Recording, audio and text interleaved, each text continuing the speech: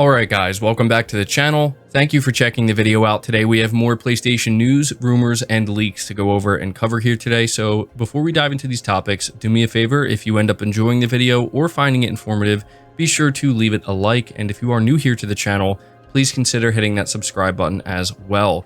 We're starting here with the official confirmation that Control 2 is officially in development for PlayStation 5, and Remedy is confirming that it will feature a bigger budget this time around. Reading from PlayStation Lifestyle, Remedy Entertainment has revealed that it has signed a co-development and co-publishing agreement with 505 Games for Control 2, a full-blown sequel to the original release. It is to be a bigger budget Control game. The deal between Remedy Entertainment and 505 Games was confirmed in a press release. The piece explains how Control 2's initial development budget is 50 million euros and that it will be built using Remedy's proprietary Northlight engine and tools. Control 2 will be targeting current-gen hardware, including PlayStation 5, Xbox Series X and S, and PC. 505 Games will publish Control 2 on PS5 and Xbox Series consoles, while Remedy will publish the game on PC. Neither PS4 nor Xbox One are mentioned in the press release, which likely means that the game is being developed exclusively for current-gen consoles. There is also no mention of a Nintendo Switch cloud version, despite the first game being available in that way. So if you're someone who is a fan of Control and it's a game that you really enjoyed, you're definitely going to be happy to hear this information. And you know, Control was a title that I played and really enjoyed. I thought it was actually really fun, and I liked how just kind of unpredictable, I guess it was, and even after completing it, I still wasn't entirely sure what exactly happened, but it was a really good title, and I'm glad it's getting a sequel with a bigger budget, and I'm definitely going to be interested to see what Remedy can do with this game on the PS5 and Xbox Series hardware, knowing that they're going to be leaving the PS4 and Xbox One behind because they are a talented developer, and Control was a very good-looking game on the PS4 when I played it. So let me know your thoughts on that. We're moving on to the next topic though, which talks about PlayStation VR 2. Reading from PlayStation Universe, it says Mediatek has announced that its first SoC for VR will be powering Sony's upcoming PSVR 2 headset.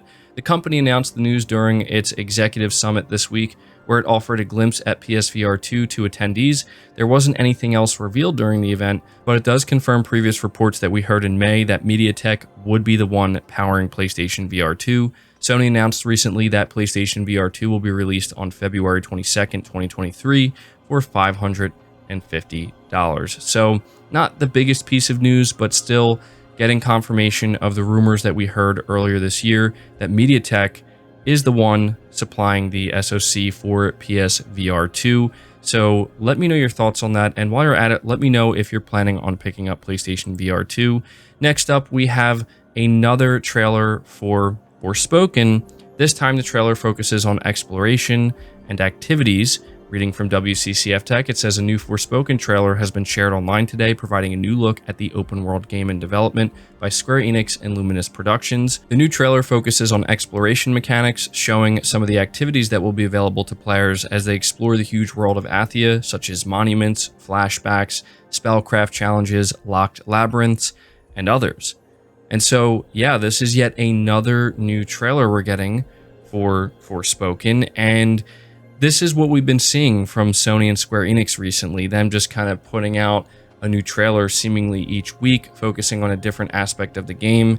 And I appreciate it because I feel as though this is a game, it's going to need to be marketed pretty heavily, I think, in order for it to succeed. It's a new IP, it's going to be a full price title, and it's just going to be important that they keep getting out in front of people and making it known to people that, hey, you know, don't forget Forspoken is releasing this January. For me personally, I'm still not 100% sold on the game, but I'm sold on it enough with the combat and the world and some of the boss fights we've seen and the spell casting that I'm definitely going to be picking this game up and playing it. But I'm still a little bit iffy on the story and whether or not I'm going to really buy into the world and the characters and, you know, everything that's going on with that aspect. But still, I'm liking what I'm seeing so far, so I figured I would just kind of keep you guys updated and you know, let you know that we're continuing to get more and more trailers for Forspoken. Let me know if it's a game you're planning on picking up or not. Moving to the next topic, though, we're talking once again about God of War Ragnarok. More specifically, we're focusing on an issue with the PlayStation 5 console bundles. I'm not sure if this is something that has been corrected yet, but apparently those who are purchasing the PS5 console bundles are still being charged a $10 upgrade fee for Ragnarok, which obviously shouldn't be the case. Coming from PlayStation Lifestyle, it says owners of the God of War Ragnarok PS5 console bundle are left confused seeing a $10 upgrade fee for the game on the PlayStation Store. The bundle comes with a digital code for the game, which many assume will allow them to simply download the appropriate version via the console storefront, where they are then misled into believing the download voucher is for the PS4 version after seeing a $10 upgrade charge for the PS5 version. Instead of going straight to the PS Store, go to your console's game library or collection, as pointed out by Reddit user Mark Laurel 121. The bundle owners have access to both the PS4 and PS5 versions of God of War Ragnarok via the game library. However, going to the PS Store won't allow you to download the PS5 version without paying a $10 fee. Some users have reported that they ended up paying $10 before realizing the error and have successfully received a refund from Sony. It's unclear if this is a glitch on the PlayStation Store or not. Sony should work to remove the upgrade fee, since many unsuspecting users ended up paying for something they already own. So again, I'm not entirely sure if this has been corrected yet or by now. Hopefully it was, but still, this was just a kind of strange thing that I thought was worth mentioning here for anybody who's maybe looking into buying the PS5 God of War Ragnarok bundle. Be aware that this is a problem you may encounter, and you have to assume it's just a mistake on Sony's end, or like it said here, maybe a glitch. And if it's not already corrected, it likely will be very soon. But yeah, let me know if you're somebody who picked up this bundle or if you're planning to pick it up. Next up, we have some good news, as 3 Sony games are nominated for the Ultimate Game of the Year award at the Golden Joysticks. This is being reported on by Push Square, and they say it's not quite the Game Awards, but British awards ceremony, the Golden Joysticks, has nominated 3 PS5 and PS4 titles from PlayStation Studios for its Ultimate Game of the Year category. They are God of War Ragnarok, Horizon Forbidden West, and Gran Turismo 7. Joining them on the shortlist are the likes of Elden Ring and Return to Monkey Island. So the full nominees is as follows: Elden Ring, Gran Turismo 7, Horizon Forbidden West, Immortality, Mario plus Rabbids Spark of Hope, God of War Ragnarok, Return to Monkey Island, Teardown, Xenoblade Chronicles 3, Bayonetta 3, Call of Duty Modern Warfare 2, and Neon White. With the winner decided by the public, you can vote for your favorite game. Voting closes tomorrow night, so make your picks sooner rather than later. Many other awards will be handed out in that evening, with a lot of Sony titles nominated in other categories. So there you go. If you care about the Golden Joystick Awards, this is something you might want to pay attention to. I'm honestly not too surprised to see both God of War Ragnarok and Horizon Forbidden West on here. It is also nice to see Gran Turismo 7. And so, yeah, good news for PlayStation Studios. Next up, though, we have some very good news for God of War Ragnarok. Probably the biggest news of this video. And that is that we're getting the first sales data in, and apparently God of War Ragnarok enjoys the biggest UK launch in the series history just a day after release, and this is absolutely a sign of what's to come when it comes to sales for God of War Ragnarok.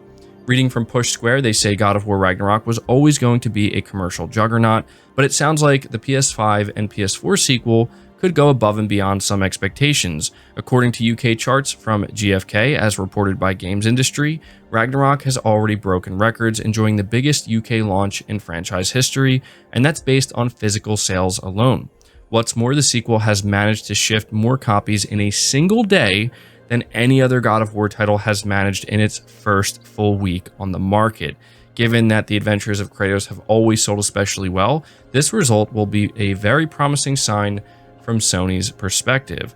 Ragnarok is expected to leap straight to the top of the latest UK charts, which will be officially revealed in the coming days. Its predecessor, 2018's God of War Reboot, is currently the most commercially successful installment in the series, so it'll be very interesting to see whether Ragnarok can keep pace and perhaps even overtake Santa Monica Studios' previous efforts. The report also says that 55% of Ragnarok's opening PS5 sales have come courtesy of the console bundle, and so it's fair to assume that Sony's current gen system will be posting some impressive numbers alongside its new blockbuster. Now, this was something I wanted to be sure to let you guys know about, because I've been saying leading up to the launch of God of War Ragnarok that it's going to be interesting to see if this game can set a new record for Sony. Over on Twitter, we have sales analyst, or just video game industry analyst, Benji Sales, letting us know that within the first 3 days, these are the current record holders for Sony. The Last of Us Part 2 is sitting at number 1, where it sold 4+ million copies. Spider-Man is sitting at number 2, where it sold 3.3 million copies. And God of War 2018 is sitting at number 3, where it sold 3.1 million copies. So that's data we're going to have to kind of wait to hear about, and we're going to have to wait to find out if this ends up being the number 1 best-selling game for Sony in the first 3 days. But what we're seeing here is a very, very good sign. The fact that it sold more copies in a single day in the UK physically than any other God of War title, that is a very, very promising sign for sure. And so I want to kind of close this out by just simply saying that I do hope God of War Ragnarok sells incredibly well. In fact, I do hope it does set a new record and just kind of, you know, blows everything else out of the water for one reason and one reason only.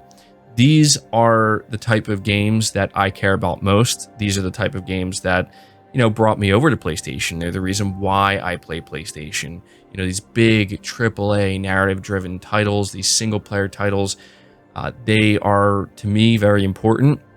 And so to see them succeed in this way and potentially be breaking records, it's an amazing sign that we will continue to get more of this. I mean, Sony will not be able to continue to invest in bigger and better AAA single-player experiences if they can't continue to sell them at the rate that's required. And looking at stuff like this, it tells you that, yeah, I think it's safe to say Ragnarok is going to do very, very well. It's just a matter of how well exactly. And so the better it does, the better it is for anybody, in my opinion, who cares about these types of gaming experiences. So that's what I wanted to end this on, but that's going to do it for the video, guys. I hope you did enjoy it. I hope you did find it informative. If you did, be sure to leave it a like, subscribe to the channel if you're new, hit the bell notification icon, and feel free to share this video out on top of all that. But until next time, guys, take care.